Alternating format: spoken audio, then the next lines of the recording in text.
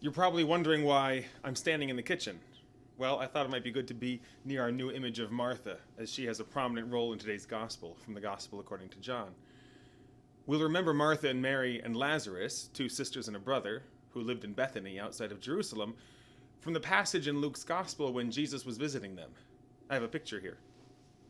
Martha was busy working in the kitchen while Mary and Lazarus were sitting with Jesus and listening to him. Here's how the commentators of the Navarre Bible describe the situation.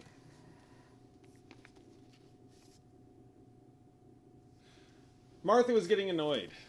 Mary was feasting. The former coping with many things. The latter concentrating on one. Both occupations were good. Martha has come to be, as it were, the symbol of the active life, and Mary, that of the contemplative life.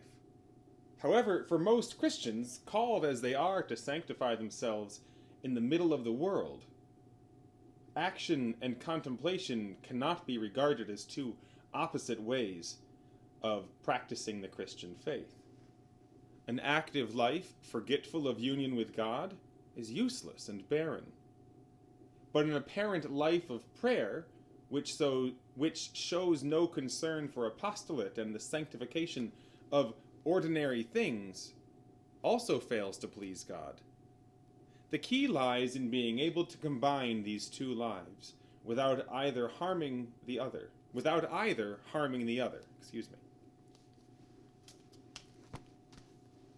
So Martha is task-oriented, which is fine, but it can't be to the exclusion of contemplation. These need to come together and work together, like body and soul. We were reminded of this past Wednesday, the importance of body and soul, when we celebrated the Feast of the Annunciation. 9 months from March 25th is Christmas, on the day that Christ first took on human flesh. And he took it from Mary in her womb, different Mary, of course. The Feast of the Annunciation is always a feast that reminds me that I'm not just a soul trapped in a body that doesn't always work, a body that can get broken, nor am I just a body. We're both. Unfortunately, bodies can get sick. Unfortunately, souls can get sick. Often the remedy to a bodily sickness is rest and then repair. So rest, don't do too much. Eat the right foods, drink lots of fluids. And then repair. Get back to some exercise. Return to routines slowly. Do some physical therapy, or whatever you have to do. The remedy to spiritual sickness also starts with rest, or even spiritual apathy or mindlessness. The remedy also starts with rest for them. We have to stop what we're doing and rest in the quiet and focus on God. We also have to eat the right foods, take into ourselves the right nourishment, and that's going to be both the word of the Lord, thanks be to God, and the Eucharist, communion. So, with all this in mind, let's hear what happens with Martha and Mary and Lazarus and Jesus in this Sunday's Gospel. A reading from the Holy Gospel according to John. Now, a man was ill, Lazarus, from Bethany, the village of Mary and her sister Martha. Mary was the one who had anointed the Lord with perfumed oil and dried his feet with her hair. It was her brother Lazarus who was ill. So the sisters sent word to him saying, "Master, the one you love is ill." When Jesus heard this, he said, "This illness is not to end in death, but is for the glory of God, that the Son of God may be glorified through it." Now Jesus loved Martha and her sister and Lazarus. So when he heard that he was ill, he remained for 2 days in the place where he was. Then after this, he said to his disciples, "Let us go back to Judea." The disciples said to him, "Rabbi, the Jews were just trying to stone you, and you want to go back there?" Jesus answered, "Are there not 12 hours in a day? If one walks during the day, he does not stumble, because he sees the light of this world. But if one walks at night, he stumbles, because the light is not in him." He said this and then told them, "Our friend Lazarus is asleep, but I am going to awaken him." So the disciples said to him, "Master, if he is asleep, he will be saved." But Jesus was talking about his death, while they thought he meant ordinary sleep. So then Jesus said to them clearly, "Lazarus has died, and I am glad for you that I was not there, that you may believe.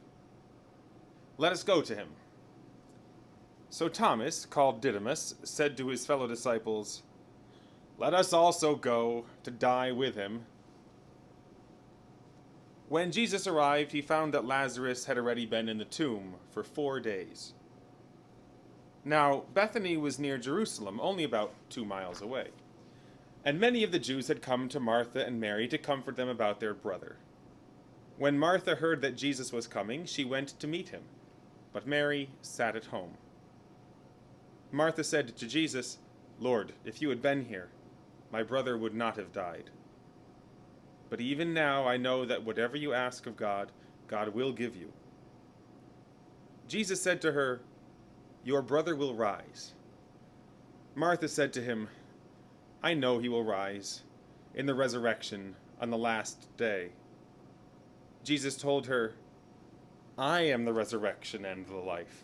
Whoever believes in me, even if he dies, will live, and everyone who lives and believes in me will never die." "Do you believe this?" She said to him, "Yes, Lord. I have come to believe that you are the Christ, the Son of God, the one who is coming into the world." When she had said this, she went and called her sister Mary secretly, saying, "The teacher is here and is asking for you." As soon as she heard this, she rose quickly and went to him, for Jesus had not yet come into the village, but was still where Martha had met him. So when the Jews who were with her in the house comforting her saw Mary get up quickly and go out, they followed her, presuming that she was going to the tomb to weep there. When Mary came to where Jesus was and saw him, she fell at his feet and said to him, "Lord, if you had been here, my brother would not have died." When Jesus saw her weeping, and the Jews who had come with her weeping, he became perturbed and deeply troubled, and said, "Where have you laid him?" They said to him, "Sir, come and see." And Jesus wept. So the Jews said, "See how he loved him." But some of them said, "Could not the one who opened the eyes of the blind man have done something so that this man would not have died?" So Jesus, perturbed again, came to the tomb. It was a cave, and a stone lay across it. Jesus said, "Take away the stone." Martha, the dead man's sister, said to him, "Lord, by now there will be a stench. He has been dead for 4 days." Jesus said to her, "Did I not tell you that if you believe, you will see the glory of God?" So they took away the stone. And Jesus raised his eyes and said, "Father, I thank you for hearing me.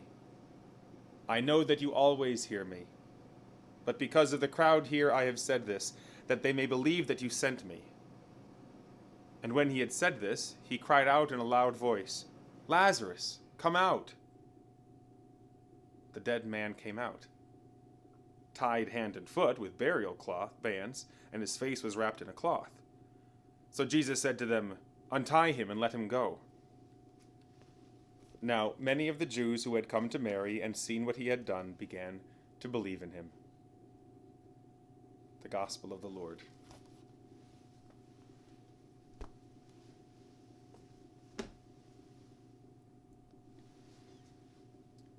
True to form, Mary stays seated at home, while Martha, task-oriented Martha, goes out and finds Jesus. What does Martha want from Jesus? She wants him to have done something. Now it's too late, but she thought that their friendship meant more. She wished that he had come when he knew, and done something before it was too late, to keep him from dying. Now there are at least two things to learn from this story. First, it's never too late. Even death is not too late. It's not too late for Jesus, even though Martha thought so. Second, we learn about God's permissive will. God permits things to happen, even if he's not happy about them.